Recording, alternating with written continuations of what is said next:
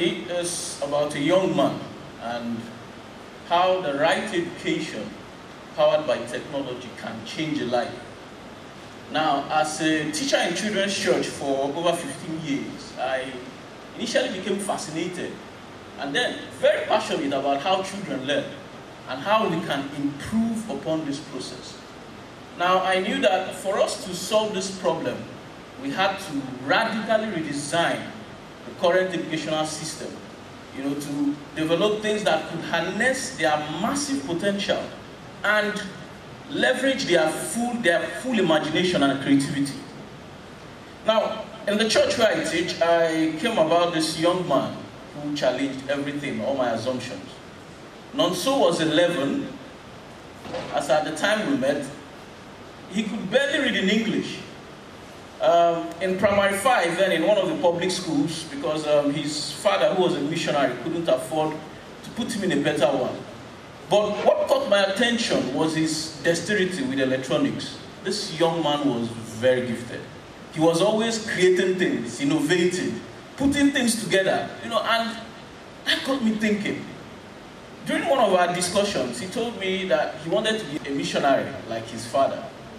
So I invited him and his younger sister to our EmBED coding class we held Easter holiday 2016. And I could tell you the results were amazing. Now, on the very first day, they had not used a computer before, so you could feel their tension. They were very clumsy. By the morning of the second day, these kids were there before we came to work. Their excitement, they were in a haste to get back to the computer. On the third day, after we had taught them a bit, I gave a challenge to the kids. I said, you know what? Use what you've learned over the last couple of days and build something that interests you. My God, you need to see what some of these kids created. But Nonso in particular caught my attention. He had simulated an airport scene with a plane taking off and landing. It was subduing. Now, this young man had used the power of technology to bring his future into his present. Now, in seeing that, I was totally satisfied. Why? Because I saw that our life's work was actually making a difference. And that brought me to where I am today. I became more committed and challenged to create a system that would enable so many other Nonsos out there to have quality education. Because you never know, they could be the next Bill Gates of tomorrow. Now, you see, education is very important for every child. It's the foundation that is used to build a sustainable society. And we need to begin to design systems, that encourage our children not to just be consumers of information anymore, but to be creators. Because, in fact, these young people, they are very brilliant. And they constitute the future of tomorrow. If we put them in a box, right, and leave them in a box, the results we've had the last 10, 15 years would keep repeating itself. So what did we do? Now, having made that decision that it was a right for every child to have quality education, we set about to bridge the gap, especially between the public school and private school system. Now, we asked ourselves a question. We said that if given the same set of circumstances, right, if exposed to the same tools and learning materials driven by technology, will every child have similar academic outcomes? Now, to try this out, we looked to a program we had participated in, Africa Code Week, and taking an inspiration from that, we started work. Now, over a period of about 18 months, we worked with kids, right? We brought them together from rich homes, from poor homes, from private schools, public schools, all of that.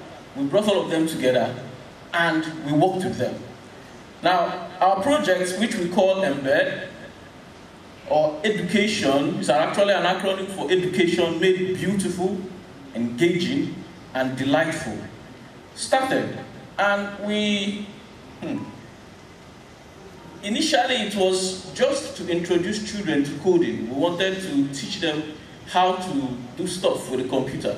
But along the way, we noticed something, that by learning coding, these kids were becoming active learners. They were participating more in the learning process. And by becoming active learners, they were actually excited to learn, right? So we decided, okay, let's enlarge the scope of this thing and see how far it can go. Now, we defined 5 outcomes we wanted every child to have using EmBED. First, we wanted to improve their thinking, to enlarge their mind. Secondly, we wanted to create opportunities for them for tomorrow, because technology is the future. Thirdly, we wanted to simplify how they learn mathematics and all the other subjects using technology. Fourthly, we wanted to enhance their creativity, because every child is creative, every child is gifted. And we believe that we can enhance that process using EmBED. And finally, we wanted to develop in them problem-solving ability.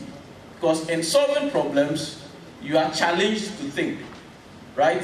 Now, we started work and we started fine-tuning a process through our experiments to help these children learn faster and become more fluent with new technologies. Now, we taught them how to think systematically, how to reason creatively, and most importantly, how to work collaboratively in a group.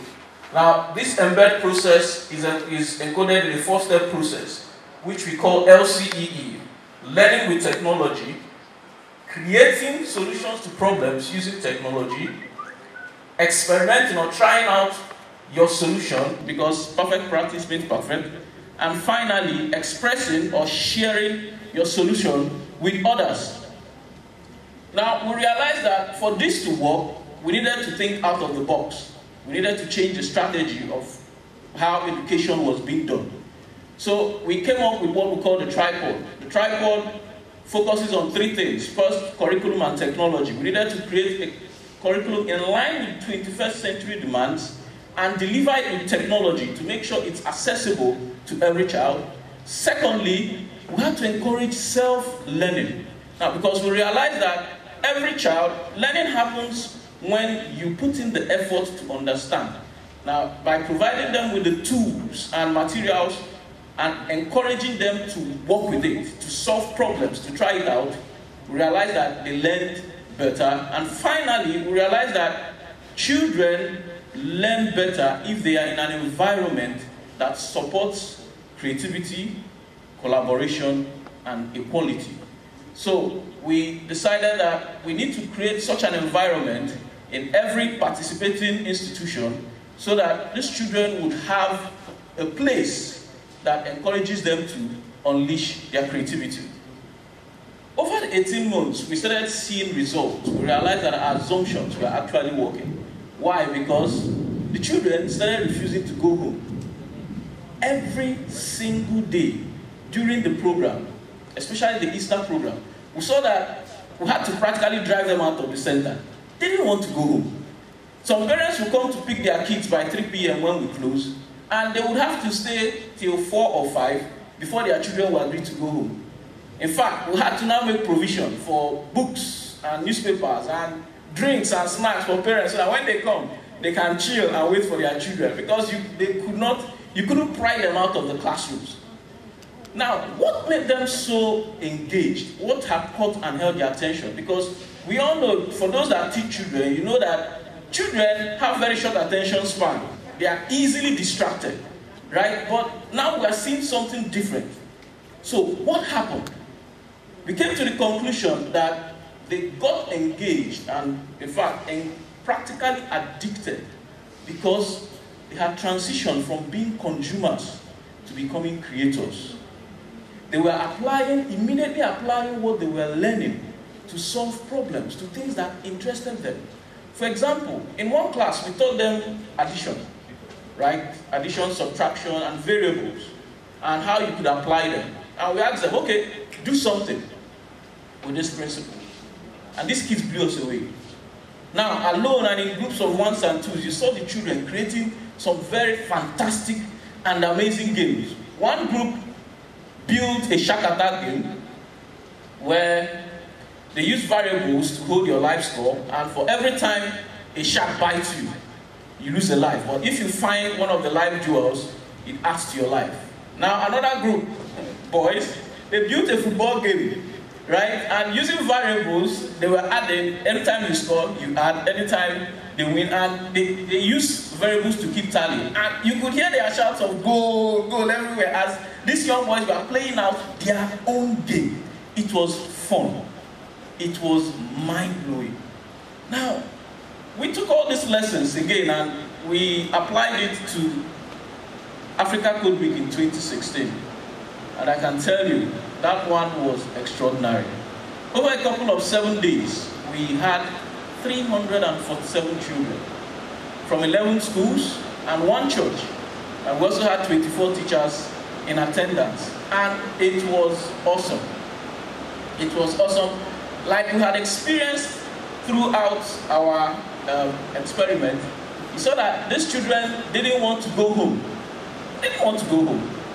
Sometimes the teachers would have to threaten them, say, all right, it's time to go. 2 p.m., their parents are in school calling, where are our children? And these ones didn't want to leave the center. So, after having passed through this, we saw that this is actually the process that education should follow. This is where we need to go. Now, all these stories are helping us to redesign education the way it should be. Because we believe that our children are our responsibility. And to give them the right education is every parent and every society's paramount priority. Now, within every child, there's that bold adventurer, that very innovative creator that believes that he can do anything. It's in every child. All you need to do is find it and unleash it. And we believe that the right technology driving right education can do this for every child. Now, that is our purpose with EmBED, an educational system that educates, empowers, unleashes, and builds confidence in every child. It's a process that every child ought to experience. And we have committed to use the EmBED platform to bridge that gap, the learning gap that is hampering and hindering us in Africa. We are building digital platforms to make sure that every child has quality education. Now, in closing, I believe that our children are our future. They are the hope to sustain a bright tomorrow. Now, we must, it's a responsibility for us to light their lamps and to help them to shine into tomorrow. As a final thought, I want you to think about, ponder, how can we leverage technology to make education easy, enjoyable, and truly entertaining for our children? Thank you so much.